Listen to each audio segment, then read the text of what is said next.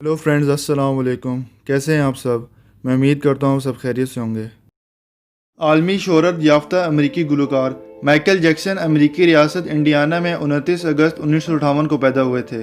King of pop के लक़ब से पहचाने जाने वाले माइकल जैक्सन अमेरिकी मौसीकार और गुलकार थे। माइकल अमेरिकी तारीख के कामयाब तरीन सिंगर थे। इनकी मौत 50 साल की उम्र जून 25, 2009 को हुई थी। इब्तदाई तहकीकात के मुताबिक माइकल की मौत की वजह प्रोपोफॉल ड्रग इंजेक्शन था, पर इनकी मौत के बाद इनके बेटे और बेटी ने दुनिया को हिला देने वाले बयान दिए थे। माइकल की मौत के पीछे एक तवील कहानी है। आज इस वीडियो में मैं आपको बताऊंगा कि माइकल की मौत हुई थी या उसे कत्ल करवाया गया था।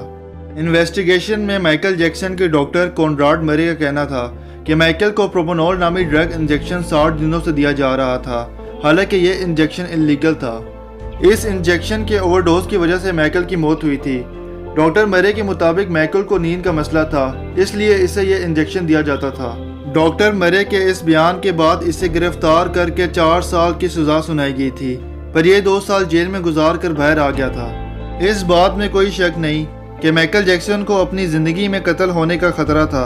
27 जून 2013 को माइकल जैक्सन के बेटे प्रिंस जैक्सन ने एक इंटरव्यू में बताया कि अक्सर माइकल फ़ोन पे किसी से बात करते थे और डर से रोकर कहते थे कि they are going to kill me, यानी कि वो मुझे मार देंगे।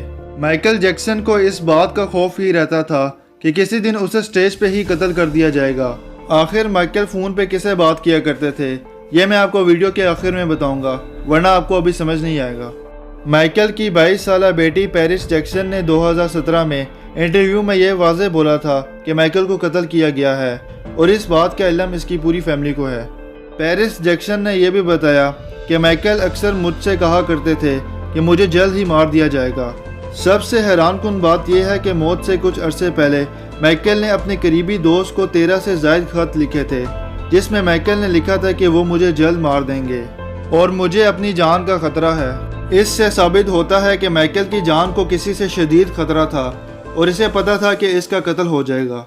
लेकिन आखिर माइकल को खतरा था किसे, अब ये डिस्कस करते हैं। माइकल जैक्सन के बारे में बहुत कम लोग जानते हैं कि वो एक बिजनेसमैन भी था, लेकिन इसी बिजनेस ने माइकल की जान भी ले ली।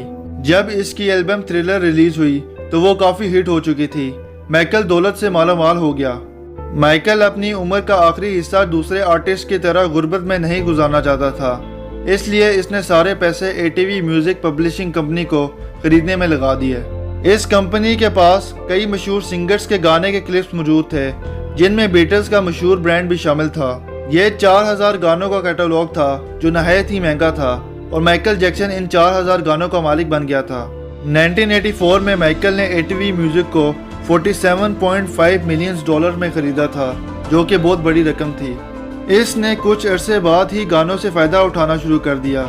इसने बीटल्स का एक गाना रेवोल्यूशन नाइकी को $5 लाख का बेच दिया, जो कि नाइकी ने अपने इश्तिहारों में इस्तेमाल करना था।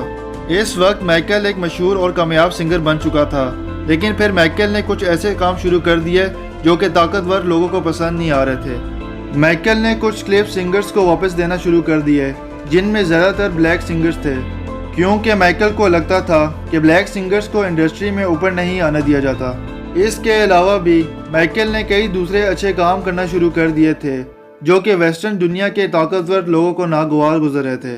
दरअसल ये वो ताकत है जो कि आर्टिस्ट को अपने कंट्रोल में रखती है, और अब इस ताकत को माइकल जैक्सन अपने कंट्रोल से बाहर निकलता हुआ दिखाई दे रहा था। हैरत तो ये देखकर होती है कि अगर माइकल जैक्सन की मशहूर एल्बम डेंजरस के कवर को देखा जाए तो आपको राइट साइड पे एक आंख बनी हुई नजर आएगी, जिनका आपको पता है। इस बारे में मैं डिस्कस नहीं करूँगा, बाकी आप खुद समझदार हैं। माइकल की ज़िंदगी में सब कुछ नॉर्मल और अच्छा चल रहा था कि 1995 को सोनी म्यूज़िक कंपनी ने माइकल से रब्ता किया, जिसमें वो चाहते थे कि ATV म्यूज़िक और सोनी म्यूज़िक का कोलैब हो जाए, यानी कि ये एक दूसरे से मिल जाएं। सोनी म्यूज़िक कंपनी कोलैबोरेशन के लिए माइकल को $95 मिलियन देने को तैयार थे। माइकल ने यह ऑफ़र फ़ौरन कबूल कर ली। इस तरह दोनों कंपनीज़ के ख़रीदे हुए गानों पर आधा आधा हक दोनों कंपनीज़ के पास था। न सिर्फ ये, बल्कि माइकल के गानों को प्रमोट करने का जिम्मा भी सोनी म्यूज़िक ने ले लिया। लेकिन कुछ अरसे बाद ही सोनी और ATV म्यूज़िक के दरमियान जंग शुरू हो गई। सोनी कंपनी का कहना था कि माइकल के गाने प्रमोट नहीं हो रहे और ना ही इसकी एल्बम्स बिक रही हैं। माइकल को यह सब झूठ लग रहा था। दरअसल सोनी म्यूजिक कंपनी का असल मकसद कुछ और ही था। सोनी कंपनी माइकल को फाइनेंशियली वीक करना चाहती थी ताकि माइकल मजबूरी में पूरी एटीवी म्यूजिक कंपनी सोनी को बेच दे। यहीं से माइकल जैक्सन की ज़िंदगी से सुकून ख़त्म हो गया और उसकी बर्बादी शुरू होगी। माइकल पे काफ़ी इल्ज़ाम लगना शुरू हो गए जिससे उसकी इमेज की धज्जियाँ उड़ गईं। माइकल ने सेटलमेंट के लिए $20 मिलियन अदालत में अदा किए थे। इसके बाद माइकल फाइनेंशियली काफ़ी कमज़ोर पड़ गया। कोई भी कंपनी इसके साथ अपना नाम नहीं जोड़ना चाहती थी। माइकल बस ये कहता रह गया कि यह इसके खिलाफ सरासर साजिश है और ये साजिश टॉमी मोटोला की है जो कि सोनी म्यूजिक कंपनी का मालिक था। सिर्फ ये नहीं, माइकल ने सोनी कंपनी के खिलाफ कई रिलीजेस निकाली, यहाँ तक कि इसने टॉमी को शैतान करार दिया। दरअसल असल फसाद की जड़ एटीवी म्यूजिक कैटलॉग में मौजूद लाखों गाने थे। सोनी कंपनी माइकल से पूरी कंपनी खरीदना चाहते थे। माइकल एटीवी के आधे हिस्से से कई आर्टिस्ट की मदद कर रहा था जो कि बड़ी ताकतों को पसंद नहीं आ रहा था। थोड़े ही अरसे में माइकल कर्जे में डूब गया, लेकिन माइकल अभी भी एटीवी म्यूजिक का आधा मालिक था, पर यह अपनी मलकियत बेचने को तैयार नहीं था।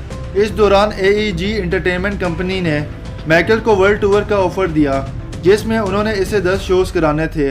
यकीनन इससे माइकल को काफ़ी पैसे मिल जाते। माइकल ने ऑफर कबूल कर ली, पर AEG ने माइकल से 50 शोज करवाने का मुतालबा कर दिया। माइकल जैक्सन ने साफ इनकार कर दिया क्योंकि इसकी बहन लटोया जैक्सन के मुताबिक माइकल को लगता था कि इसे स्टेज पे ही कत्ल कर दिया जाएगा और इसकी उस वक्त तबीयत कुछ अच्छी ना थी। AEG ने माइकल के लिए डॉक्टर मरे को रख लिया। ये वही डॉक्टर था जिसने माइकल जैक्सन को प्रोपोफॉल ड्रग दिया था। हालांकि ये ड्रग हॉस्पिटल से बाहर लेके जाना अलाउ ही नहीं था, लेकिन डॉक्टर मरे ने माइकल को इंजेक्शन लगाना शुरू कर दिया। बदकिस्मती से माइकल को इन इंजेक्शंस की आदत हो गई। कुछ अरसे बाद ओवरडोज की वजह से माइकल की डेथ हो गई थी। कुछ लोगों के मुताबिक डॉक्टर मरे सिर्फ एक जरिया था, इसके पीछे वही ताकतवर लोग थे। लटोया जैक्सन के मुताबिक माइकल कहा करते थे कि मुझे इसी म्यूजिक कैटलॉग की वजह से मार दिया जाएगा। इसके मुताबिक माइकल की मौत के बाद काफ़ी ताकतवर लोगों ने इस कैटलॉग को खरीदने की कोशिशें शुरू कर दी थी। वीडियो के शुरू में ही मैंने आपको बताया था कि माइकल अक्सर फ़ोन पे किसी से बात करके कहता था कि ये लोग मुझे मार देंगे। माइकल के बेटे प्रिंस जैक्सन के मुताबिक माइकल फ़ोन पे AEG कंपनी के मालिक रैंडी फिलिप्स से बात किया करता था। ये वही कंपनी है जिसने डॉक्टर मरे को माइकल का डॉक्टर रखा था और ये माइकल से 50 शोज करवाना चाहते थे। माइकल जैक्सन की मौत के बाद इसका कीमती कैटलॉग इसकी स्टेट को चले गया जिसमें इसकी माँ और इसके बच्चों को इस पर हक था। पर मौत के ठीक 9 माह बाद सोनी कंपनी जिससे माइकल शदीद नफरत करता था, इस कंपनी को ही कैटलॉग बेच दिया गया था। और ना सिर्फ कैटलॉग बल्कि माइकल के क्लिप्स भी इन्हीं सोनी कंपनी को दे दिए गए थे। लेकिन हमारे दिमाग में सवाल आता है कि पेरिस जैक्सन ने इंटरव्यू में ऐसा क्यों कहा था कि माइकल की मौत की जिम्मेदार वो म्यूजिक कैटलॉग है। सोनी कंपनी जिससे वो शदीद नफरत करता था, इसे ही कैटलॉग क्यों बेच दिया गया।